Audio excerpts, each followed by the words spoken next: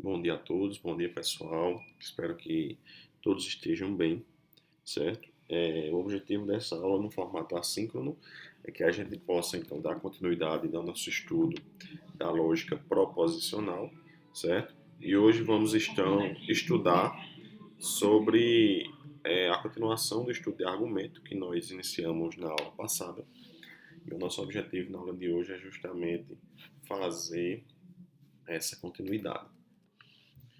E hoje nós vamos então estudar as regras não hipotéticas de inferência, certo? Nós na aula passada estudamos então regras hipotéticas, a aplicação dessas regras e hoje vamos então estudar algumas regras não hipotéticas. E a gente começa então com a seguinte reflexão. O cálculo proposicional, ele fornece então um sistema de algumas regras de inferência que são capazes de gerar todas as formas de argumento válidas na linguagem do cálculo proposicional e somente as fórmulas válidas. E as regras de inferência, por sua vez, elas geram as formas de argumento numa série de etapas simples e precisas de raciocínio, chamada então de derivação ou prova, certo? Então eu tenho lá duas, três, quatro proposições, ou melhor, duas, três ou quatro premissas, e a partir de um processo de derivação, utilizando algumas regras não hipotéticas de inferência, a gente consegue então efetivar essa prova desse argumento com a conclusão como prova de derivação dessas regras. Cada etapa numa derivação é uma instância de uma das regras. E aí existem algumas regras básicas de inferência que a gente vai então estudar ao longo dessas aulas. Uma regra de introdução e uma regra de eliminação para cada um dos 5 operadores lógicos, totalizando aí 10 regras básicas de inferência, certo? Em que eu tenho uma regra de introdução e uma de eliminação para cada um dos 5 operadores lógicos que a gente já estudou. E aí, numa regra de eliminação, ocorre como operador principal numa das premissas, mas não na conclusão. E já numa regra de introdução, sucede então o contrário da operação. A gente vai ver isso de forma mais prática. E aí, no processo de derivação ou prova, as linhas são numeradas na primeira coluna, e as proposições são apresentadas na coluna do meio, e a justificativa da prova ocorre na coluna à direita. A gente vai ver isso nos exercícios, como é que se organiza. Na coluna justificativa é utilizada, então, a proposição P para designar que se trata de uma premissa, certo? P para designar que se trata de uma premissa. E o nome simbólico da regra quando uma conclusão ocorre na linha pela aplicação de uma regra. E as premissas de uma regra aplicada são referenciadas pelos números das linhas onde elas se encontram, ou seja, onde a regra foi utilizada em cima da premissa, e precedem o nome da regra separado por vírgulas. E a seguir, vamos apresentar então as regras básicas não hipotéticas, juntamente com alguns exemplos de argumentos válidos e sua prova.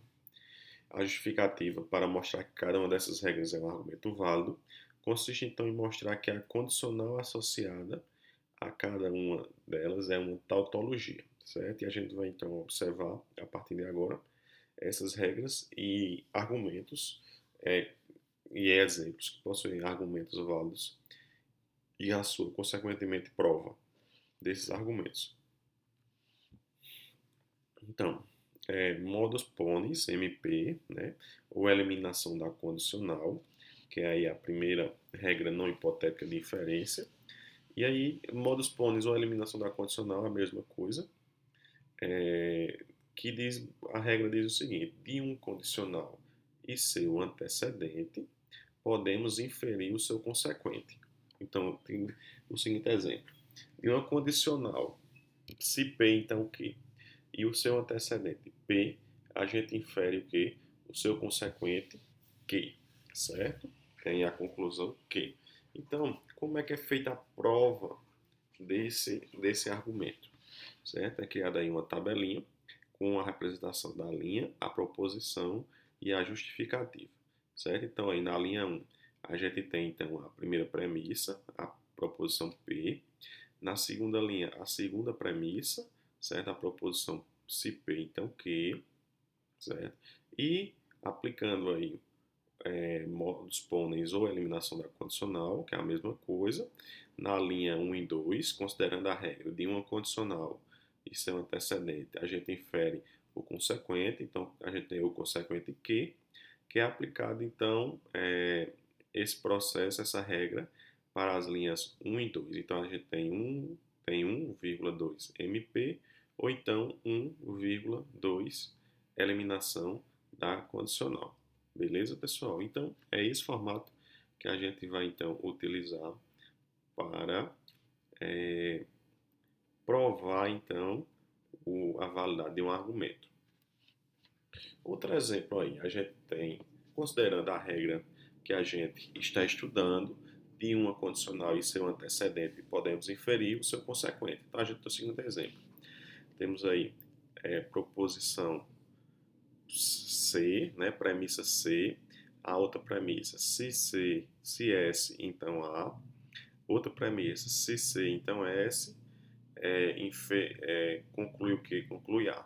Então, a gente tem na linha 1 a proposição C, que é a premissa C, na linha 2 a gente tem a premissa se S, então A, na linha 3 a gente tem outra premissa, se C, então S, certo? E aí na linha 4 a gente já aplica modus ponens, ou eliminação da condicional, que é a mesma coisa. Nas linhas 1 e 3, né, quando a gente tem aí a condicional e o seu antecedente, a gente tem o resultado aí, o seu consequente, né?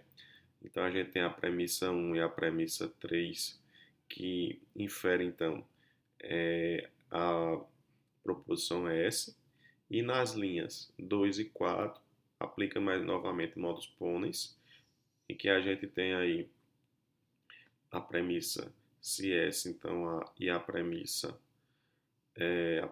S, conclui o que a gente consegue inferir a proposição A. Beleza, pessoal? Então o formato é justamente esse. E ao longo dessas aulas a gente vai ver então de forma mais prática como é que isso funciona.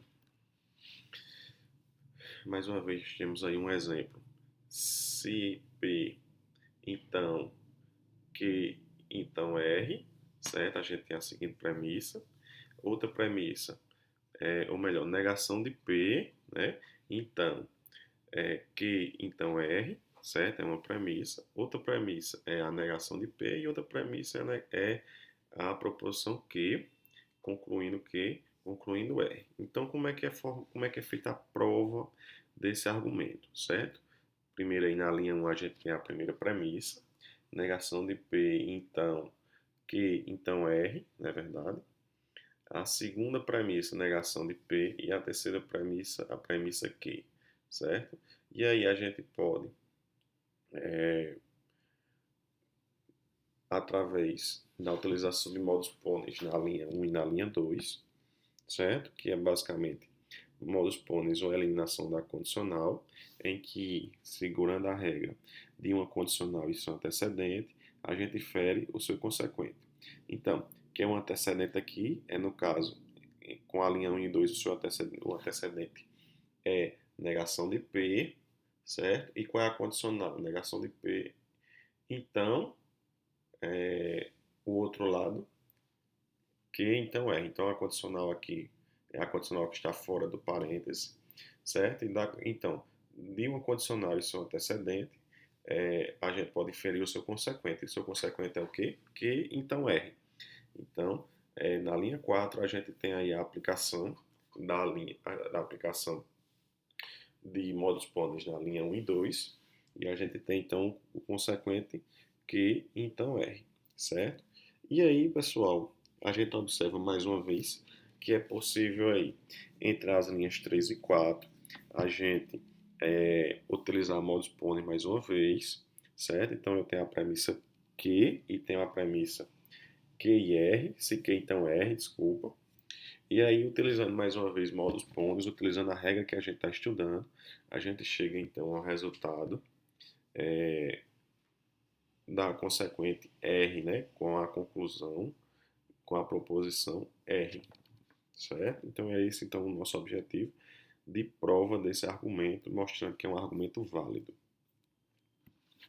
Aí nós temos aí também a eliminação da negação, mais uma regra de inferência a ser utilizada, e aí ela diz basicamente o seguinte: a regra de eliminação da negação afirma o quê? Que duas negações consecutivas se cancelam, de forma similar à regra algébrica de multiplicação de dois negativos, certo? Então, bem simples, é como se a gente tivesse aí uma negação tripla de P, que pode o que? Inferir negação de P, certo? Então, a cada duas negações, eu cancelo elas, certo? O que dão justamente, formando aí como se fosse um resultado positivo. Como eu tenho aí três negações, eu vou então inferir negação de P. Então, mais uma vez, como é que a gente consegue realizar a prova? Na linha 1, a premissa é justamente essa negação tripla de P, certo? Da proposição P, aplicando na linha 1 a eliminação da negação, a gente vai ter como resultado, a gente vai conseguir inferir o quê? Vai inferir, então, negação de P, certo?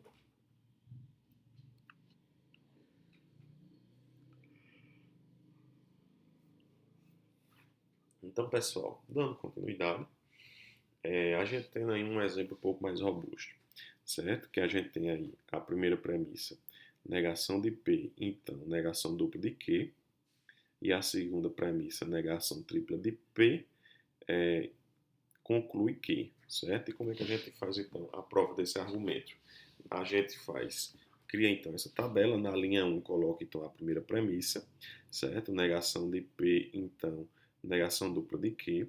Na segunda linha, a segunda premissa, negação tripla de P, certo? Negação tripla de P. E aí, a gente já pode então aplicar para a segunda linha a eliminação da negação, e a gente tem aí a formação da terceira linha com a aplicação da eliminação da negação, certo? E aí, tendo então agora as linhas 1 e 3, certo? O que, que a gente tem aí? Não P, certo? Na linha 3 e na linha 1, não P, então, negação dupla de Q, não é verdade? Então, o que, é que a gente pode fazer aí? A gente pode aplicar módulos pôneis entre essas duas proposições atuais. Então, a gente tem a linha 4, que nada mais é do que a aplicação de módulos pôneis na linha 1 e na linha 3, certo?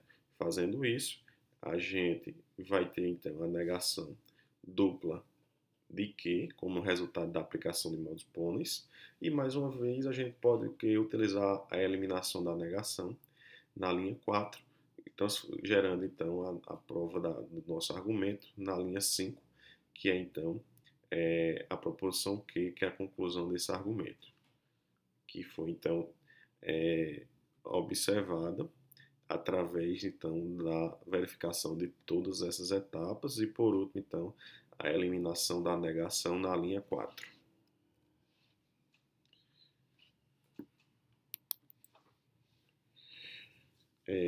Dando continuidade, certo? Nós temos aí, pessoal, nós temos aí a introdução da conjunção entre duas proposições, certo? Então, dado que nós temos duas proposições, podemos inferir a conjunção entre elas, certo? Então, eu tenho aí proposição 1, conjunção, proposição 2, certo? Então, nós temos aí o exemplo, em que, no seguinte argumento, dado que a proposição P e uma proposição Q, conclui o que? P conjunção Q, certo? E mais uma vez, para realizar a prova disso aí, a gente faz a seguinte tabela. Na linha 1, eu tenho aí a primeira premissa, a proposição P.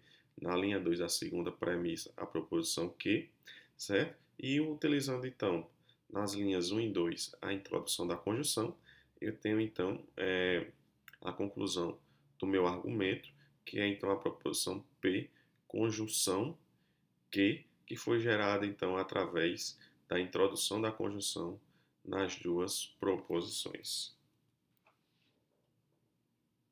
Certo? Mais uma vez, como é que eu tenho o seguinte exemplo? Eu tenho aí como premissas P, Q e R, concluindo P conjunção Q, conjunção R, certo? Então, o que é que eu posso fazer? Na minha tabela, as três primeiras linhas são aí as três premissas, P, Q e R, certo? E aí eu posso aplicar na linha 1 e na linha 2 a introdução da conjunção. Então, eu tenho aí P conjunção Q. E na linha 3 e 4, eu posso então mais uma vez aplicar a introdução da conjunção. Então eu posso ter aí o seguinte resultado: P, conjunção Q, entre parênteses, conjunção R. E aí, pessoal, isso aí nos traz o que? O resultado, então, a conclusão do argumento que está sendo analisado.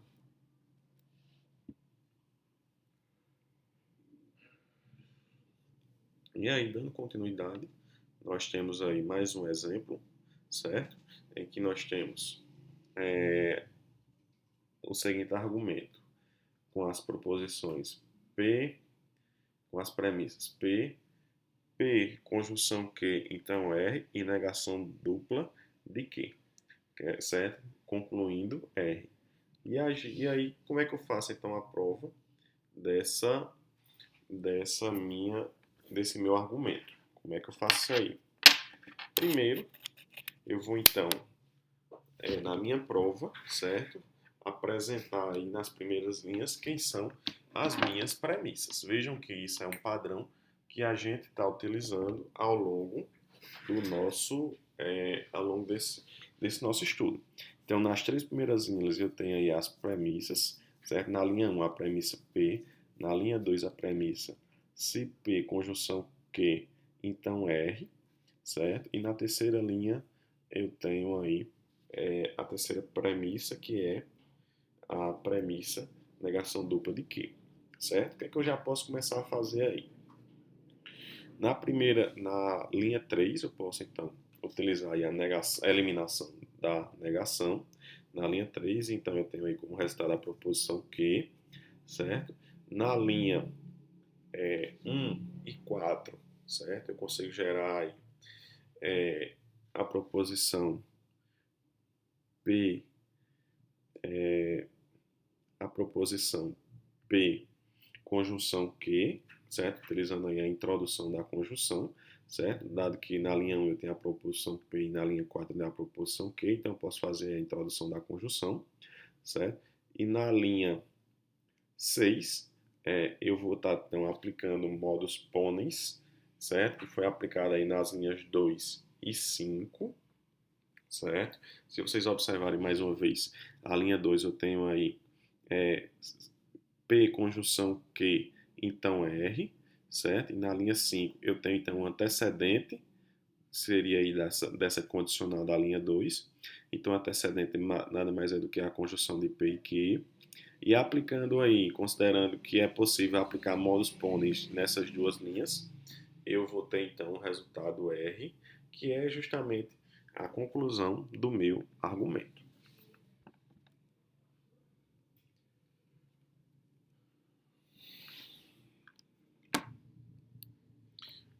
Vou deixar aqui alguns exemplos que eu estou passando, são muitos exemplos, mas aí depois vocês se atentam a analisar um pouco mais como é que funciona e a gente tira mais dúvidas na nossa próxima aula síncrona. Mais uma regra de inferência, a regra aí, eliminação da conjunção, certo? Dado uma conjunção entre duas proposições, podemos inferir o quê? Uma conjunção ou outra, ou melhor, desculpe. Dado uma conjunção entre duas proposições, proposição 1, proposição 2, podemos inferir a proposição 1 ou a proposição 2, certo? Então, nós temos aí o seguinte exemplo. P, conjunção com negação dupla de Q, eu estou, então, concluindo que. Como é que eu faço isso? Na primeira linha, eu tenho, então, a minha premissa, que é, então, a conjunção de P com a negação dupla de Q, certo? O que é que eu posso fazer aí já de cara? Fazer, então, uma eliminação dupla. Ou melhor, na primeira linha, o que é que eu posso fazer? A eliminação da conjunção, certo? E aí, com a eliminação da conjunção, eu posso então inferir uma das duas proposições, certo? Então, eu poderia aqui inferir a proposição P como resultado aqui da eliminação da conjunção, ou eu poderia então inferir a proposição negação dupla de Q, certo? Então, isso aí vai depender, obviamente, é, no caso aqui da necessidade da minha aplicação para qual resultado eu desejo obter, certo? Então, dado uma conjunção, eu posso inferir ou a proposição P ou a proposição aí negação dupla de Q. Então, para me chegar então na resultado da conclusão Q, eu vou então inferir então a negação dupla de Q, certo? Então, tendo então em mãos a minha negação dupla de Q, certo? Eu vou então para a terceira linha, eu aplico então na linha 2 a eliminação da negação, certo? E aí eu tenho um resultado aí que é a proposição Q, que nada mais é a conclusão do meu argumento, certo?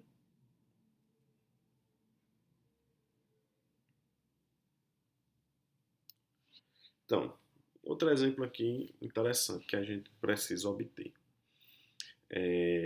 Eu tenho aí o seguinte exemplo do meu argumento. Eu tenho P conjunção negação dupla de Q, certo? Conclui P conjunção com Q, certo? E aí, pessoal, eu tenho aí a seguinte prova. Na primeira linha eu tenho a minha premissa P conjunção negação dupla de Q, certo? Se eu aplicar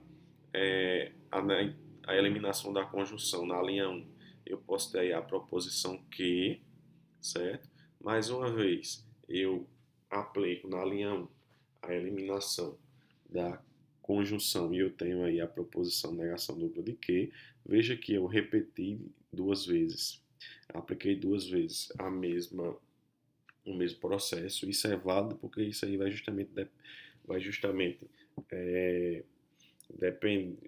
justamente ser necessário para que eu consiga efetivar então o resultado da minha conclusão, certo? E aí na terceira linha eu faço então a eliminação da negação, certo? Faço então a eliminação da negação, então eu gero então a proposição Q, certo? E dado que eu tenho então a proposição P e a proposição Q na linha 2 e na linha 4, eu posso então fazer a introdução da conjunção e gerar aí a linha 5, que é justamente que é a conclusão do meu argumento, que nada mais é do que a conjunção entre P e Q, certo? Então, mais uma vez, tenho aí o seguinte exemplo. Dado o seguinte argumento, se, ou melhor, P conjunção Q conclui Q conjunção P, certo?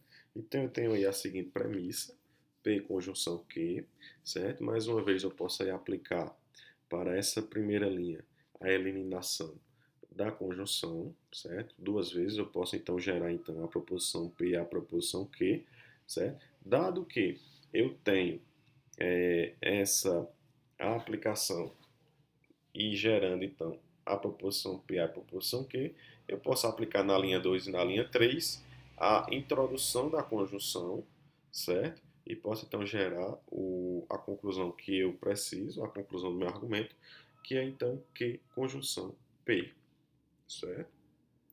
Veja também que nesse processo não existe então, digamos que uma ordem no lado esquerdo vai ficar a proposição P, no lado direito a proposição Q. Não importa a ordem é justamente a necessidade, o qual eu preciso gerar a conclusão do meu argumento. Tem aqui mais um exemplo, depois vocês analisam com mais calma e a gente pratica numa aula prática. Mais um exemplo, certo? Então vamos agora entender um pouco sobre a eliminação da disjunção, certo? Que é um pouco então mais complicado. A eliminação da disjunção, pessoal, então o argumento fornecido, certo? Pelo seguinte argumento. Então eu tenho aí, no argumento eu tenho então, supondo que eu tenha, na primeira premissa, uma proposição 1, disjunção proposição 2, certo? Aí eu tenho a segunda premissa, que é se proposição 1, então proposição x. Aí eu tenho a terceira premissa, se proposição 2, certo? Vejam que se é uma proposição 2, então proposição x conclui x, certo? Então eu tenho o seguinte exemplo, que nesse exemplo aqui, pessoal, é possível, certo? Então vejam que é um caso específico em que eu posso utilizar a eliminação da disjunção, certo? A eliminação da disjunção ela é aplicada nesse seguinte formato de argumento. Então eu tenho aí no seguinte exemplo, S disjunção D, certo? Aí eu tenho aqui a segunda premissa, S então F, terceira premissa, D então F, então é como se o X aqui do argumento fosse então a proposição F, concluindo então proposição F, certo? E aí, pessoal, basicamente essa regra, a gente tem aí a seguinte prova. Nas três primeiras linhas eu tenho aí as três premissas, certo? Que são então, premissa 1, S de junção com D, certo? Premissa 2, se S então F, e na proposição 3, se D então F, certo? Aplicando então nessas três primeiras linhas, que são as três premissas, a eliminação da disjunção, eu vou ter então o resultado aí da minha, porque é a minha proposição F, que é a conclusão do meu argumento aqui, do meu exemplo.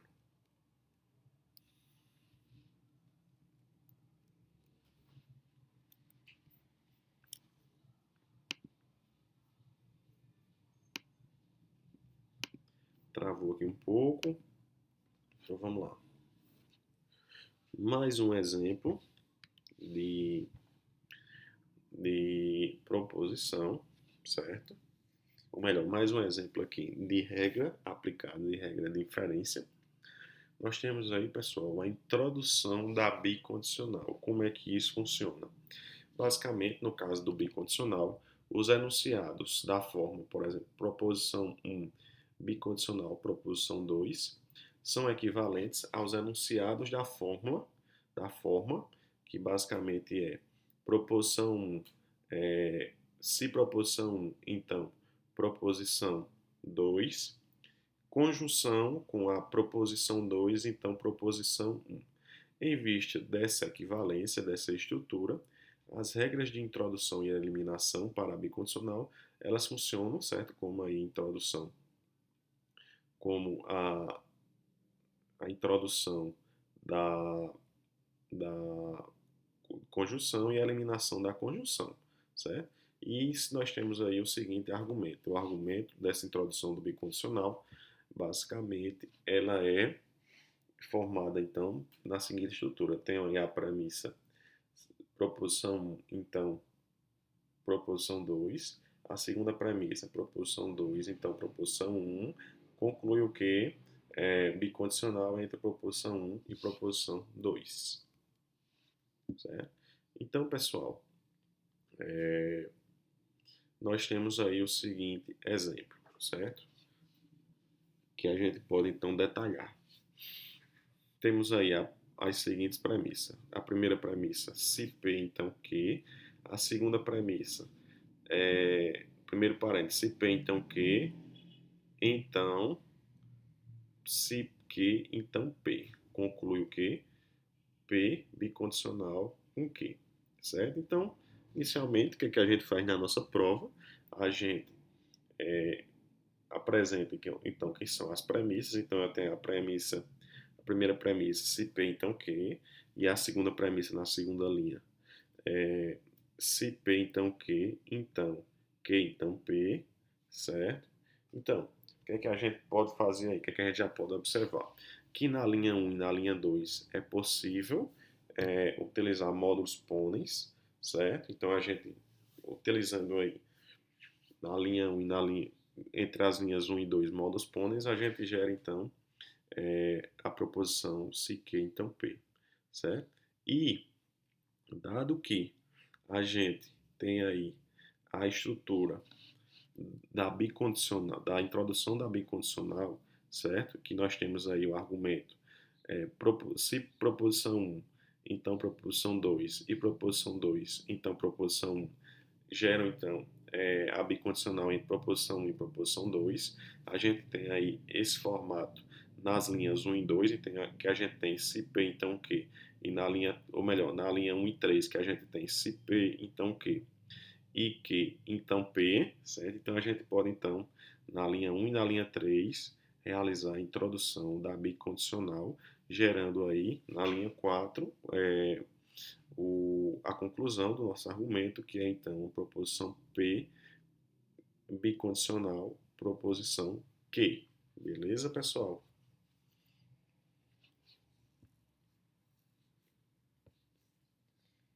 Então, mais uma vez, um exemplo também um pouco simples, certo? Então, eu tenho aí a minha, o meu exemplo do meu argumento, que é a conjunção entre se P então Q e se Q então P, geram então a bicondicional entre P e Q. Como é que eu faço isso? Na minha prova, a primeira linha, eu tenho a minha premissa, que é a conjunção entre se P então Q e se Q então P. Então eu tenho a minha premissa. O que é que eu posso fazer, pessoal? Dado que eu tenho uma conjunção entre duas proposições, eu posso fazer a eliminação dessa minha conjunção, certo? Então eu posso realizar então na segunda linha, eu posso ter o resultado da eliminação da minha conjunção, certo? Na segunda e terceira linha, eu apliquei aí o mesmo processo para gerar, então, na segunda linha, a proposição P, então Q, e na terceira linha, a proposição Q, então P. Vejam que a eliminação da minha conjunção, eu posso considerar, para cada vez que eu executo, eu posso então considerar, dado uma proposição P1 e uma proposição P2 que estão aí em uma conjunção, ao eliminar eu posso considerar tanto a proposição P1 como a proposição P2, certo? Isso é só uma reflexão. Então, nas linhas 2 e 3 eu apliquei então a eliminação da conjunção, certo? Então eu gerei as proposições se P, então Q, e se Q, então P, certo? E dado que eu tenho aí essas duas proposições, eu posso aplicar nas linhas 2 e 3 a introdução do bicondicional, gerando então na linha 4 a condicional entre P e Q, certo? E pessoal, para a gente finalizar, a eliminação da bicondicional é o argumento que é dado pela seguinte estrutura, certo?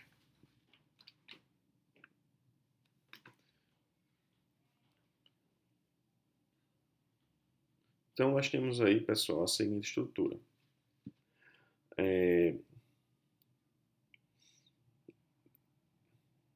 Em que a gente tem P1 bicondicional P2, dá duas proposições.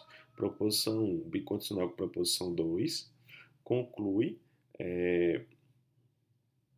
se proposição 1, então proposição 2. Ou então, pessoal, eu posso ter a seguinte estrutura, dado aí uma bicondicional em duas proposições, a conclusão também pode ser proposição 2, condicional com proposição 1, certo? Então, vejam aí que eu tenho aí dois formatos de estrutura possível. Então, eu tenho aí o seguinte exemplo. P bicondicional com Q, concluindo, no meu argumento, a conjunção de quem? A conjunção se P, então Q, e conjunção Q, então P, certo? Então eu tenho aí a minha primeira premissa. Eu tenho aí, no caso, eu tenho aí a premissa do meu argumento na primeira linha, certo? Que é justamente a bicondicional de P, então Q, certo? E aí eu posso aplicar então a eliminação da minha bicondicional, certo? Na primeira linha, que é a minha premissa. E aí eu gero o quê? Eu gero a proposição se P, então Q. Posso aplicar mais uma vez é, na minha premissa, na minha primeira linha, a eliminação da bicondicional, gerando então o que, como a gente viu aqui, que existem dois formatos de estrutura possível. Na eliminação da bicondicional, a gente pode ter aí o resultado da proposição através da eliminação da bicondicional, eu posso ter aí a proposição se Q, então P, certo? E aí, pessoal, dado essas duas proposições que foram geradas através da eliminação da bicondicional, certo? Eu posso aplicar entre essas duas proposições, certo? Mais uma regra, que é no caso que a gente viu anteriormente, que é a introdução da minha conjunção. Então, dadas as linhas 2 e 3, eu aplico então a introdução da minha conjunção e eu gero então a seguinte proposição. No lado esquerdo da minha conjunção eu tenho se P, então Q, conjunção com o lado direito da minha conjunção se Q, então P, que é justamente, pessoal, o resultado, que é justamente a conclusão do meu argumento, certo? Então, pessoal, foi isso. Espero que vocês tenham gostado. A aula se tornou um pouco cansativa por conta de várias definições que a gente viu, mas espero que vocês tenham gostado. E qualquer dúvida, por favor, entre em contato comigo ou respondam lá o chat, ou melhor, respondam lá a postagem no Google Sala de Aula. Um abraço e até a nossa próxima aula.